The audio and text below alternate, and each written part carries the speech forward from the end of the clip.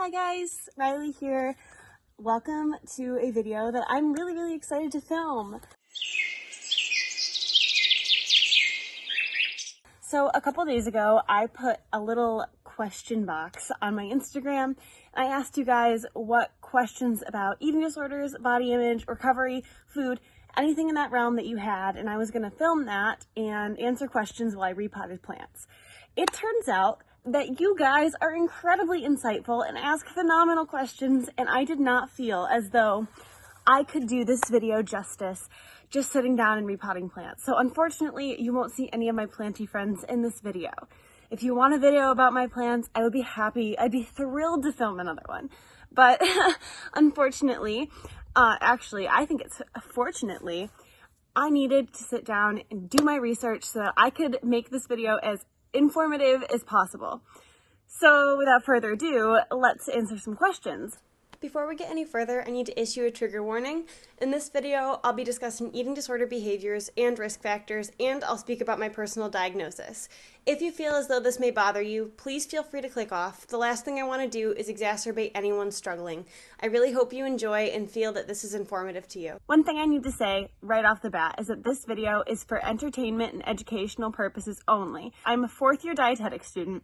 I don't know any of the applied skills of the profession yet. I do know how to read research. I know how to interpret findings, but all in all, I'm still learning, and this video allowed me an opportunity to dive deeper into the research and learn a lot more, and I can only hope to bring you my findings. But if you have any questions or concerns, you should be talking to a doctor or a registered dietitian or another healthcare professional that can get you the answers that I could never provide you. That being said, I'm ready to dive into your guys' questions. I have a PDF of notes, by the way, and if anything I say is unclear to you, I'd be happy to upload and send you that PDF. In general, if you need anything clarified, send me a private message or email or on Instagram or however you want to reach out. I can get that PDF to you and we can talk about it if you want to throw around some thoughts. Okay, so the first question I got was such an interesting, complicated question. The question was, how do you deal with the fear of what people will assume about you once you gain weight? And this is a very real thing, I feel like, for a lot of people in recovery. I have some thoughts about this, and obviously everyone is going to interpret others' feelings about them differently, but here in general, some things that I want to make clear. One is that you have so much more to offer to the world than your physical appearance or your weight. And that is internal work that you need to do to get yourself to that point. And I understand that that doesn't take care of the assumptions that you feel people are going to make about you. The other thing is, this is something that gets better in time. I believe that it's one of those things that when you begin recovery, everyone deals with to a degree. Obviously, there are outliers to everyone, but many people have this fear, and I also had this fear initially. It's scary, but even a couple months into doing the work and committing to treatment and eating my meal plan and seeing my dietitian and working with a therapist, this got a lot better. So the people that are most immediately in your circle are pretty much the only people that you don't even owe an explanation to them, but you may want to explain to them what's going on. And they will be a support system to you when you're dealing with feelings like this, but you also will be able to support yourself the more work that you do. Another thing that I feel like is really important to mention with this question, most of the judgment that you perceive when you start to gain weight in recovery or your body starts to change in recovery is internalized weight stigma.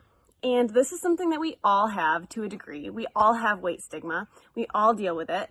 And it basically means that you are afraid of gaining weight because we live in a fat-phobic society, and we're taught to believe that the worst thing that can happen to you is weight gain, when in reality that couldn't be further from the case.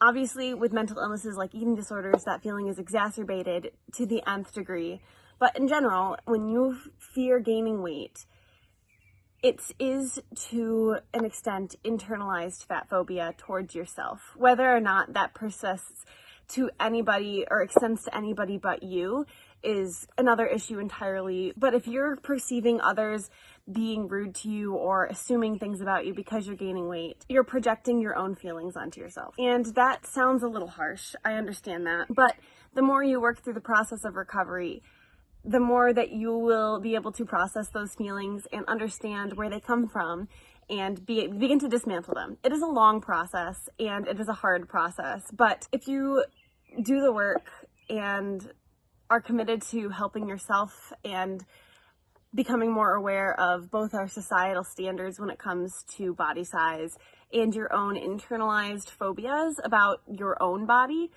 this will become easier. The other thing that I want to address is if you do face criticism about your body from others, you are allowed to speak up about it and be firm. I'm not saying that it's good to be rude, but if you were rude about somebody commenting on your weight, I would understand. If somebody comments on your weight directly, be firm. Say, I would rather not talk about my weight, or my weight is the least interesting thing about me. Please don't make comments on my weight. It's none of your business. It's not something you need to be concerned with. So I feel like that sums up my thoughts pretty nicely. You're more than a body. The next question I got was a super fun one, and it was 2 parts. 1, how are you doing right now? And 2, what is your favorite food that used to be a fear food? So I am doing pretty well. Yesterday was a really hard day for me. The last couple days have actually been pretty challenging, but not necessarily with eating things. I'm just dealing with more OCD symptoms and anxiety at this point, and feelings of change that are uncomfortable because I'm moving soon and the semester just ended, so I feel very listless and like what I'm doing is not meaningful at all. But I'm trying to fill my days with hobbies and things like that, cooking and baking and having fun with not with friends, with my family, and trying to enjoy their company before I move to Buffalo in a couple weeks. Part 2 is so easy for me. My favorite food in the entire universe is bagels, specifically from this bakery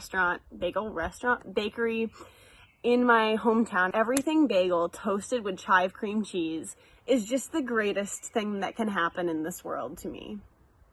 I love it. It brings me such joy. Yeah, that would be it. Oh, hello, wind. Moving on.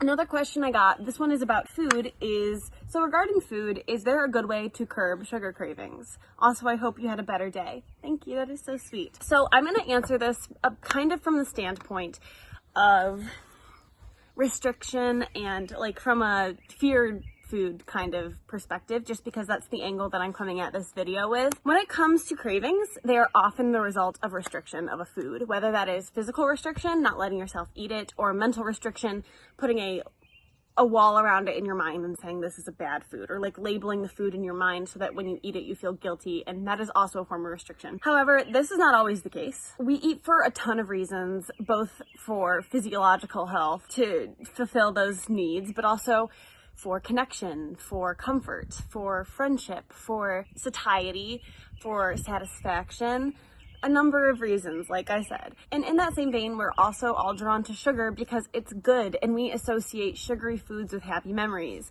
Think about it, like getting ice cream when you were a kid, or buying that one box of cookies with like the sugar cookies with the super thick icing on like a special day and dunking it in milk after dinner, or when your mom makes peanut butter brownies.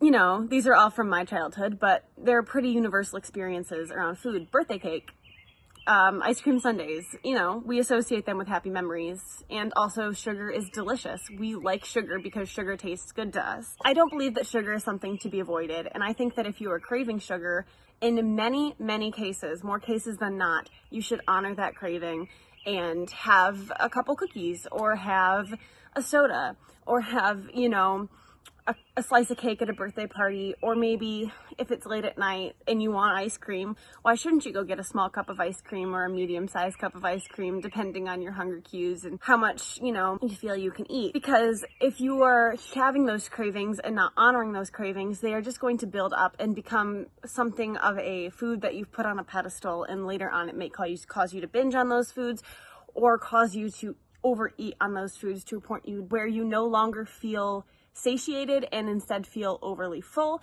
and then that may contribute to feelings of guilt later, which kind of perpetuates a cycle of restriction and guilt with a certain food.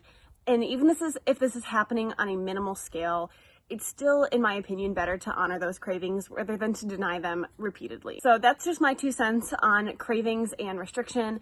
But I hope that that's somewhat helpful to you and will help you understand a little bit more about why your body craves those foods, and hopefully allow you to be able to honor those cravings.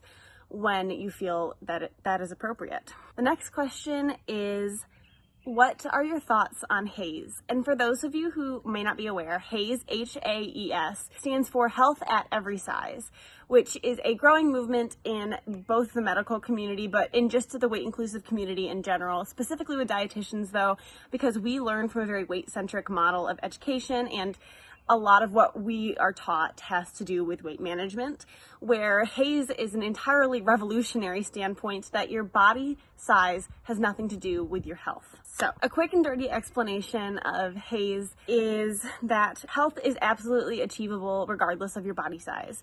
And weight is not necessarily a marker of health that we should be putting that much into in terms of analyzing it and making that the number one thing we focus on when a patient is sitting in front of us. We don't need to be considering their weight first. Weight is seen in the HAES community as an overrated marker of health, and I fully agree with that wholeheartedly.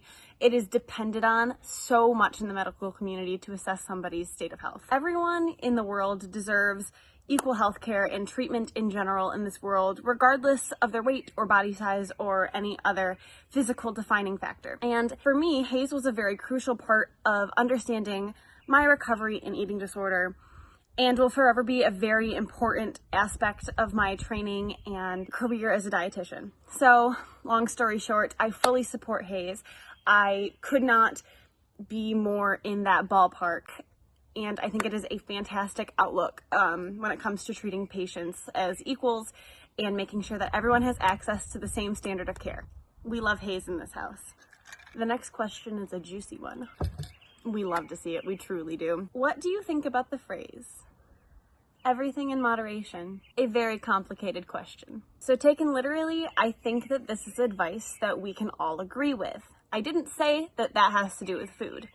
Everything we do in life is in moderation. Anything in minuscule amounts that we need or in excess amounts is dangerous to us. So in that regard, we need everything in moderation. However, in terms of diet, this phrase has been absolutely co-opted and corrupted and made to mean something that it doesn't by diet culture. And I'm not a fan of diet culture, in case there were any confusions about that. And in many cases, it's used to enforce food rules set into place by diet culture and popular diet and fitness influencers. For those in recovery from a restrictive eating disorder, I would highly recommend removing this phrase from your vocabulary entirely. In order to recover, again, in my opinion, you cannot be living with any rules. And in my mind, in my recovery, moderation was a standard of which I had to meet. That is not acceptable for me and for many other people.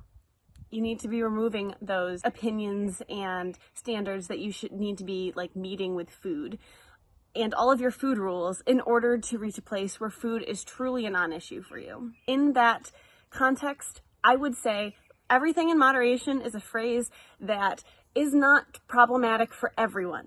It is, however, problematic for many of us, especially those of us who have recovered from an eating disorder or are still on that journey. We don't need to be eating everything in moderation. We need to be eating everything. I think that sums it up pretty nicely. I didn't stop there though. I have some other things to say. To this day, everything in moderation, that phrase makes me cringe, even though this principle does make sense for many people. However, I mentioned that the phrase has been co-opted by diet culture, but it's also become integral in healthism. And let me read to you the definition of healthism. Healthism is a belief system that sees health as the personal responsibility of an individual and ranks personal pursuit of health above everything else, like world peace or being kind. It ignores the impact of poverty, oppression, war, violence, luck, historical atrocities, abuse, and the environment from traffic, pollution to clean water, and nuclear contamination, and so on. It protects the status quo, leading to victim blaming and privilege, increases health inequities, and fosters internalized oppression. Healthism judges people's human worth according to their health. So it's basically the belief that health is of supreme importance to everything else, when in reality that couldn't be further from the case. Health is important, but it's not a pinnacle of importance. And using the phrase everything in moderation to describe what you eat enforces that you're thinking about your diet enough to believe that everything has to be in moderation. Health is important to many of us, but it is not of pinnacle importance. I'm making a career in healthcare, but that does not mean that I want it to be your top priority.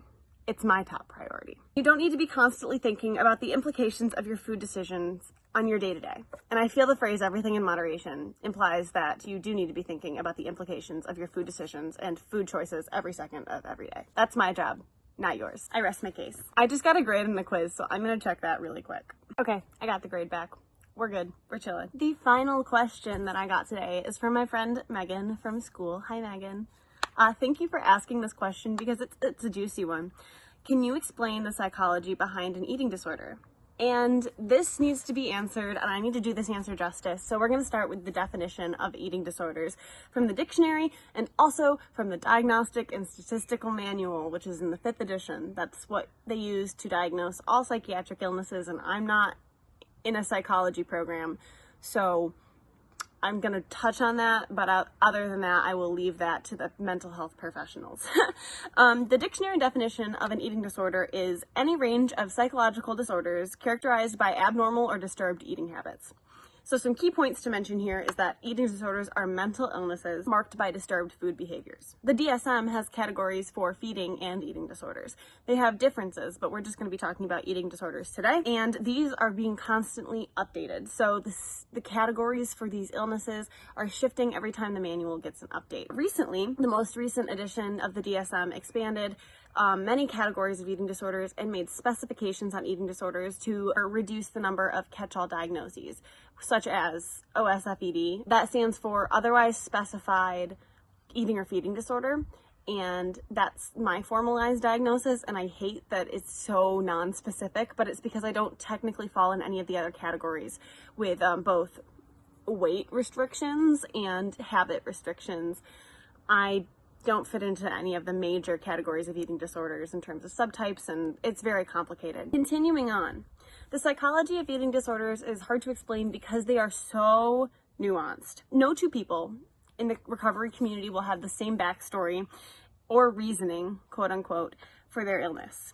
But here are some of the identified risk factors or notable causes of eating disorders. Anxiety, a need for control, body image distress, weight cycling, fad dieting, long-term weight loss attempts, weight loss in general, peers and family commenting on weight, sports that are body or weight centric, like gymnastics, swimming, cycling, cheerleading, etc. These are not exclusionary. You can have an eating disorder if you fall into none of these categories. Hi guys, Editing Riley here. There are two things that I really need to mention quickly, though it would be impossible for me to tell you every single risk factor for eating disorders or disordered eating. There are two that I completely glanced over that I absolutely need to mention. The first is folks in the LGBTQ community. The rates of disordered eating and eating disorders in the LGBTQ community are far greater than in populations of people who do not identify as LGBTQ.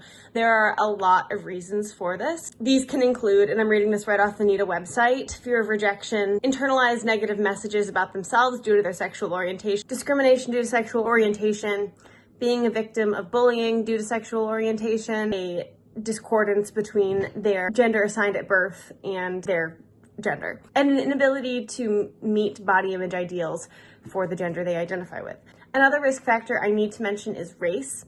Racial discrimination has also been tied to disordered eating due to feeling discriminated against or in a minority group, in the pressures that can put on a person. So those are two huge issues that I needed to mention because people of color are also at higher risk for eating disorders because of discrimination. And that's a huge, huge issue, and I can't believe I forgot to mention it in the actual video. If you want resources, I will link you to resources, and I hope you're enjoying. Thank you. Overall, eating disorders can be explained by a marked obsession with body image, otherwise known as body image disturbance, manifested in disordered eating habits like, but not limited to, restriction of calories, obsessive exercise, binge eating, eating in secrecy, ritualistic eating, skipping meals, eating only foods deemed healthy, adhering to any number of food rules that alleviate anxiety surrounding food.